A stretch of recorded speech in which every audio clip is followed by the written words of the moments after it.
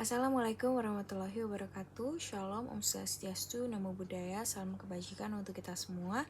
Perkenalkan, nama saya Karen Shalom Jeremia dengan NIM belakang 116. Di sini saya akan menjelaskan terkait dari hukum pembangunan berkelanjutan kelas D. Jokowi menyayangkan komitmen pendanaan atau investasi dari negara maju masih sebatas retorika dan di atas kertas. Komitmen pendanaan negara maju masih sebatas retorika dan di atas kertas, baik itu pendanaan climate 100 miliar US dollar per tahun maupun fasilitas pendanaan loss dan damage. Nah, dalam video kali ini saya akan menjelaskan terkait berita pada sidang umum Perserikatan Bangsa-Bangsa yang diadakan pada tanggal 19 sampai 26 September di New York, Amerika Serikat. Guterres yang menyebutkan bahwa 15% target tujuan TPB ini sesuai jalur. Namun ada beberapa persen, sekian persennya itu berarti tidak sesuai dengan jalur. Penyebab utamanya adalah negara-negara maju ini lebih banyak beretorika. Negara-negara kaya itu terus melestarikan sistem lama yang tidak adil. Nah, SDG sendiri ini singkatan dari Sustainable Development Programs atau yang bisa dikatakan sebagai tujuan pembangunan berkelanjutan.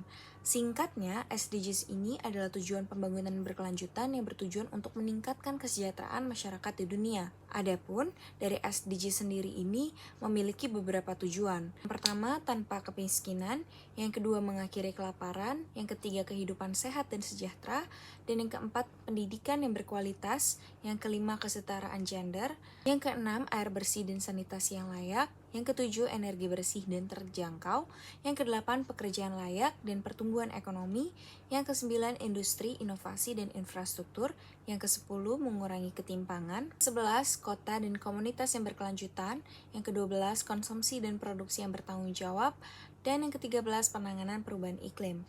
11 ada ekosistem laut, yang ke-15 ekosistem darat, yang ke-16 perdamaian, keadilan dan kelembagaan yang kuat, kemudian kemitraan untuk mencapai tujuan. Nah, dalam pencapaian salah satu tujuan SDG sendiri, yaitu penanganan perubahan iklim, Indonesia telah campur tangan untuk menangani cuaca dunia, yang dimana suhu dunia ini mencapai titik tertinggi dan diprediksi akan terus naik dalam 5 tahun ke depan.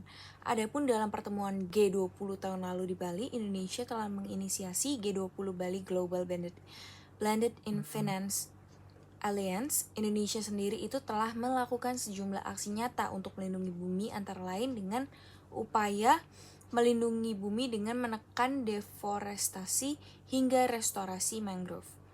Selanjutnya adalah percepatan transisi ekonomi rendah karbon. Namun negara maju itu belum merealisasikan janji manis yang telah dibicarakan kepada Indonesia, jadi hanya sekedar retorika saja. Pembangunan rendah karbon itu merupakan salah satu strategi transisi menuju ekonomi hijau dan pembangunan berkelanjutan. Pembangunan rendah karbon juga menjadi tulang punggung menuju ekonomi hijau untuk mencapai visi Indonesia Maju 2045 sampai 2060.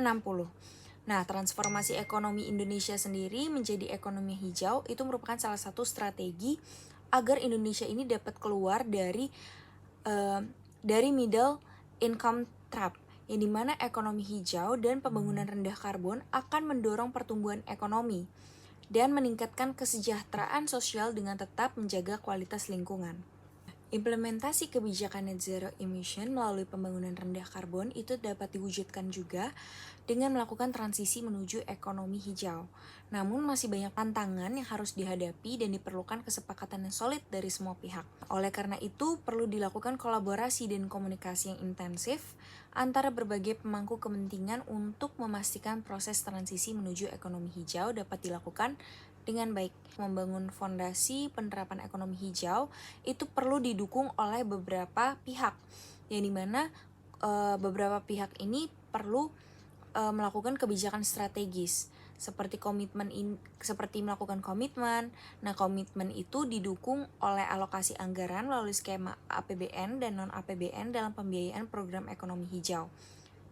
Nah, back to the story yang di masa pandemi, itu program ekonomi hijau inklusif terus dilakukan sejalan dengan pemulihan ekonomi nasional untuk membangun perekonomian Indonesia yang kuat, tumbuh, dan berkelanjutan.